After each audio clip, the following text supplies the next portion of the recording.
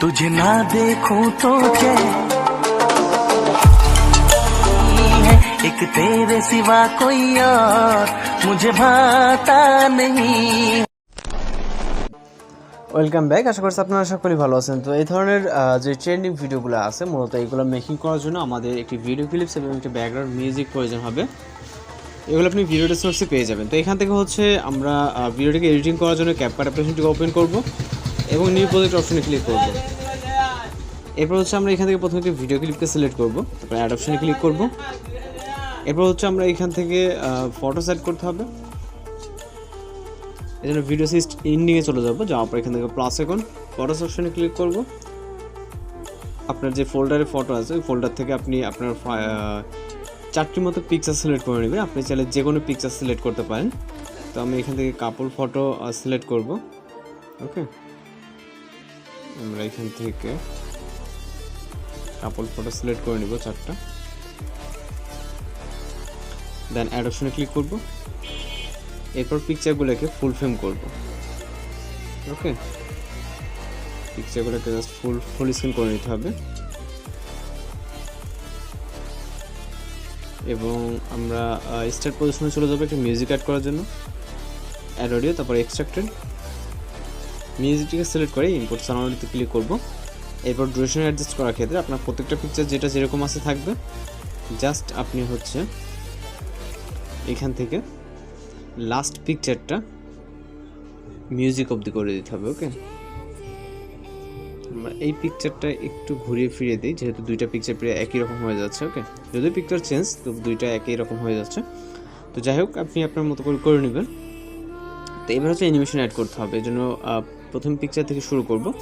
অ্যানিমেশনে চলে যাব, কম্পোতে চলে যাব। প্রথম পিকচারের জন্য জুম 1 সিলেক্ট করব। ওকে, দ্বিতীয় পিকচারে ক্লিক করব, জুম 2 সিলেক্ট করব। আবারও প্রথম পিকচারের জন্য জুম 1, দ্বিতীয় পিকচারের জন্য হচ্ছে জুম 2। অল্টারনেট করে সিলেক্ট করে নিব। নেওয়ার পর চলে যাবো ফটো স্টার্ট পজিশনে, ইফেক্ট অপশনে ক্লিক করব, তারপর ভিডিও ইফেক্টে। এখান থেকে আমরা হচ্ছে লেন্স ক্যাটাগরিতে চলে যাব, এইচডিআর ইফেক্টটাকে সিলেক্ট করব, টিক মার্কে ক্লিক করব, ইফেক্টটাকে ভিডিও ইন পজিশনে নিয়ে যাব। আবারও চলে যাব সেম পজিশনে দ্বিতীয় ইফেক্ট অ্যাড করার জন্য, আবার ভিডিও ইফেক্টে ক্লিক করব। এখান থেকে আমরা চলে যাব হচ্ছে রাইট সাইডে নেচার ক্যাটাগরিতে।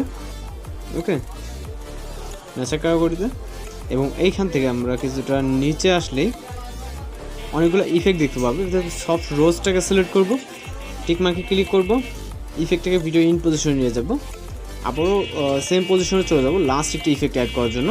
তো এখান থেকে আমরা আসার পর মূলত ইফেক্ট অপশন থেকে বডি ইফেক্টে ক্লিক করব। ওকে, বডি ইফেক্ট ক্লিক করার পর এখানে অনেক ধরনের ইফেক্ট পেয়ে যাবেন। এর পাশাপাশি আপনি ট্রেন্ডিংয়ে পেয়ে যেতে পারেন, অথবা ক্লোনে ক্লিক করবেন। যদি আপনি ট্রেন্ডিংয়ে না থাকে ক্লোনে ক্লিক করবেন। ওকে, তো এখান থেকে আমরা অনেক ধরনের ইফেক্ট দেখতে পাবো। এর ভিতরে হচ্ছে যে ক্লোন নামে ইফেক্টটা আছে। ওকে, ক্লোন জুটসু, এই ইফেক্টটাকে সিলেক্ট করে টিক অপশনে ক্লিক করবেন। দেন এই ইফেক্টটাকে ভিডিও ইন পজিশন অবধি নিব এবং ইফেক্টটাকে অ্যাডজাস্ট করার জন্য আমরা অ্যাডজাস্ট অপশনে ক্লিক করব, স্পিডটাকে জাস্ট 0 করে দিব। দেন টিক মার্কে ক্লিক করব এবং হচ্ছে আমরা এখন চাইলে ভিডিওকে প্লে করে দেখতে পারি। যদি স্ক্রিন রেকর্ড চলতেছে, ভিডিওটি যদিও পারফেক্ট হবে না, ভিডিওটি সেভ হয়ে যাওয়ার পর কিন্তু ঠিক হয়ে যাবে। ওকে, তো আমরা জাস্ট ভিডিওকে সেভ করবো, জন্য ভিডিও রেজলিউশন 1080 এক্সপোর্ট অপশনে ক্লিক করলে আমাদের ভিডিও কিন্তু লোডিংয়ে সেভ হয়ে যাবে। তো এইভাবে এই ধরনের ভিডিওগুলো এডিটিং করতে পারেন। এছাড়া যদি কোথাও সমস্যা সেক্ষেত্রে অবশ্যই কমেন্ট বক্সে জানাতে পারেন। তো আজকের এডিটিং টিউটোরিয়াল এই পর্যন্ত। দেখা হচ্ছে নতুন কোনো ভিডিওর সাথে। ভালো থাকবেন, সুস্থ থাকবেন।